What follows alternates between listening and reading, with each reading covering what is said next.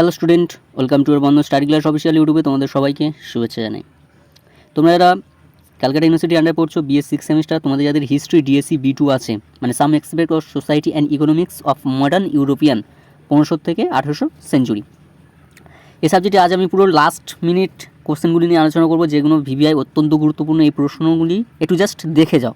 তোমরা এতদিন তো পড়েছো, এবার জাস্ট এই প্রশ্নগুলি একটু দেখো, জাস্ট যেগুলো আমি সাজেশন দিয়েছিলাম সেই সাজেশনের মধ্যে থেকে এই প্রশ্নগুলি আছে, ঠিক আছে? তো চলো ভিডিওটাকে শুরু করা যাক। শুরু করার আগে চ্যানেল নতুন চ্যানেলটি সাবস্ক্রাইব করে আমাদের পাশে দেখো, ভালো লাগলে লাইক করো, বন্ধুদের শেয়ার করো, বোঝার জন্য সবাই পায়, ঠিক আছে? চলো দেখো, আজ এই হিস্ট্রি ডিএসসি B2 কোশ্চেনগুলো আলোচনা করছি। ফার্স্ট আমি 20 মার্ক্সের প্রশ্নগুলো নিয়ে আলোচনা করছি। দেখো 20 মার্ক্সে 1 নম্বর প্রশ্ন, কোনটা সবচেয়ে গুরুত্বপূর্ণ প্রশ্ন?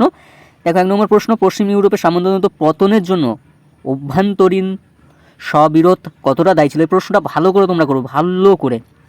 তোমাদের এটা 2023 সালে এসেছিলো, ঠিক আছে? অত্যন্ত গুরুত্বপূর্ণ এই প্রশ্নটা। তারপর নেক্সট যেটা করবে 2 নম্বর প্রশ্ন, কেন ইতালিতে সাধারণভাবে এবং ফ্রান্সের বিশেষভাবে নবজাগরণ শুরু হয়েছিল? অত্যন্ত গুরুত্বপূর্ণ দুটো প্রশ্ন, অত্যন্ত গুরুত্বপূর্ণ, ঠিক আছে? ভালো করে করবে।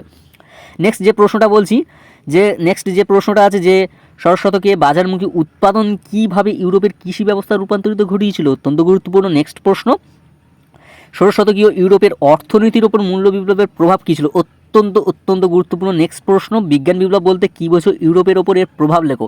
এই 4টে থেকে 5টা প্রশ্ন যদি করো, এখান থেকে তোমরা 20 মার্ক্সে যে 2টি প্রশ্ন করতে হয়, লিখতে হয়, তোমাদেরকে 100% এখান থেকে কমন পেয়ে যাবে, ঠিক আছে? আর কেউ যদি মনে করছো যে আমি আরও ভালোভাবে মানে ভালো নম্বর পেতে চাই, তাহলে তুমি 6টা প্রশ্ন, 20 মার্ক্সের যে 6টা প্রশ্ন আমি দিয়েছিলাম, 6টা প্রশ্ন করলে ওখান থেকে 100% তোমরা কমন। এখান থেকে বেছে দিলাম, এগুলো তো আরও কমন আছেই, ঠিক আছে?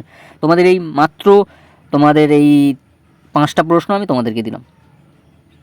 5টা প্রশ্ন করলে তোমরা 100% এখান থেকে কমন পেয়ে যাবে, ঠিক আছে? চলো এবার 10 মার্ক্সের প্রশ্নগুলি নিয়ে আলোচনা করে দিই।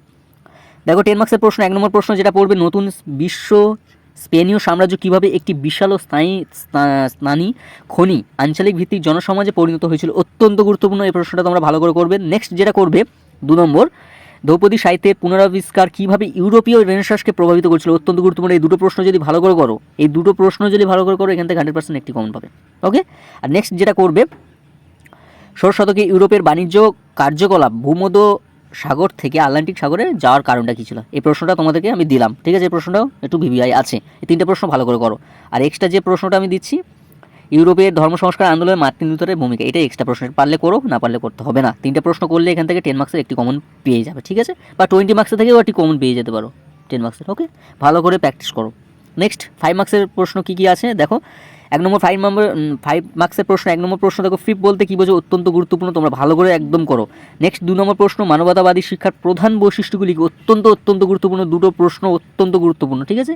নেক্সট যে প্রশ্ন 3 নম্বর প্রশ্ন, মূল্য বিপ্লব বলতে কী বোঝো? অত্যন্ত গুরুত্বপূর্ণ। নেক্সট ইউরোপের অর্থনীতির উপর ব্ল্যাক থ্রেডের প্রক্রিয়া কী ছিল? অত্যন্ত গুরুত্বপূর্ণ। নেক্সট প্রশ্ন, ম্যানুয়ার ব্যবস্থা বলতে কী বোঝো? আর পৌর মানবতাবাদে কী?